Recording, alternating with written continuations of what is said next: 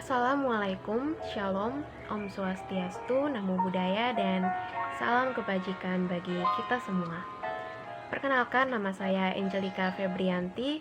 Saya mahasiswa dari Universitas Mula Warman Samarinda, Prodi Hubungan Internasional, kelas A, Angkatan 2021. Sebelumnya saya ingin mengucapkan terima kasih kepada Ibu Unisa Gena selaku dosen pengampu mata kuliah Filsafat Ilmu Pengetahuan yang telah memberikan saya kesempatan di sini untuk curhat filsafat dan ingin menanyakan pertanyaan-pertanyaan yang saya pikirkan selama ini. Oke, jadi sekarang saya ingin menanyakan pertanyaan-pertanyaan filsafat yang selama ini saya pikirkan. Dan yang saya pikirkan saat ini itu, apa itu putus asa dan mengapa orang-orang sering sekali saya temukan merasa putus asa, dan bagaimana cara mengatasi putus asa. Apakah putus asa itu dapat dialami dalam faktor usia atau hal-hal lain? Karena sering kali saya temukan pastinya putus asa itu bukan hanya terjadi pada usia tua ataupun dewasa ataupun remaja ataupun anak kecil. Dan putus asa itu pasti sudah pernah dialami oleh setiap orang, dan mungkin juga bagi Anda yang membaca mungkin pernah merasa putus asa atau merasa sudah kehilangan harapan, atau mungkin orang-orang di sekeliling Anda juga merasa hal yang demikian. Dan di sini juga putus asa bisa dirasakan oleh semua orang tentunya dan setiap usia. Seperti contohnya anak kecil yang menangis saat tidak diberikan mainan yang ia minta. Dan menangis itu salah satu bentuk putus asa yang dapat ia tunjukkan. Dan apa penyebab dari putus asa itu? Mengapa orang-orang sering sekali merasa putus asa?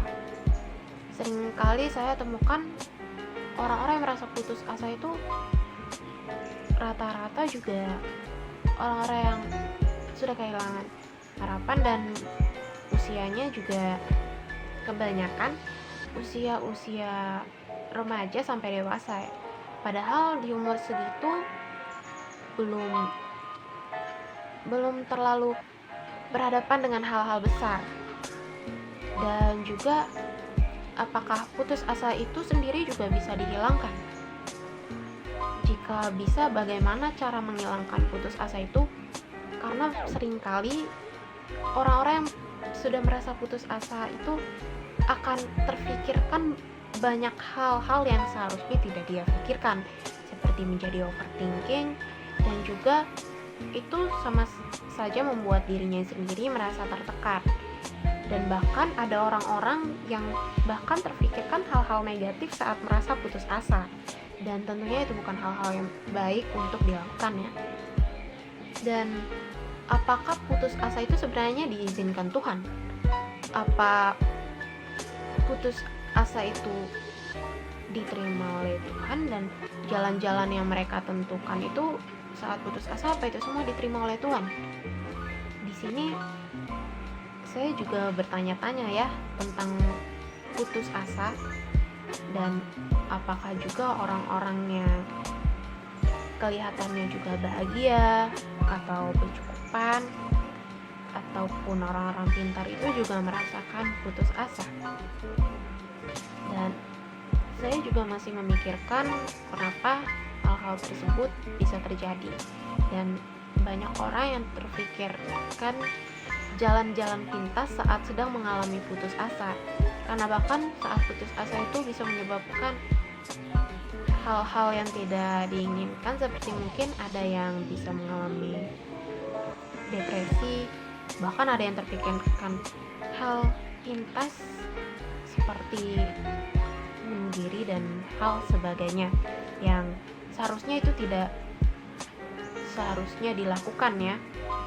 Dan lalu siapa saja orang-orang yang pernah mengalami putus asa itu, orang-orang yang bagaimana yang mengalami putus asa itu, dan juga apakah putus asa itu selamanya akan menjadi hal-hal untuk dijadikan berpikiran negatif. Mengapa tidak banyak orang yang terpikirkan untuk mengatasi hal-hal putus asa tersebut dengan hal positif, seperti membuat pengharapan baru dalam kehidupannya, karena masih banyak hal-hal yang bisa kita lakukan dan usahakan di dalam kehidupan kita, karena kehidupan kita ini masih panjang dan tidak ada yang tahu apa saja yang akan terjadi ke depannya, dan hal-hal apa yang akan terjadi ke depannya, mungkin saja hal positif ataupun hal negatif sekalipun. Dan apakah putus asa juga dapat dialami dari tingkat taraf kehidupan seseorang, seperti orang-orang yang bercukupan secara materi atau apapun itu, apakah mereka juga merasakan putus asa? Dan sering sekali putus asa ini juga dialami oleh orang-orang yang kelihatannya itu baik-baik saja, seperti orang-orang yang kelihatannya bahagia dan ceria. Kita tidak tahu apa sebenarnya yang mereka pikirkan, apa yang mereka alami.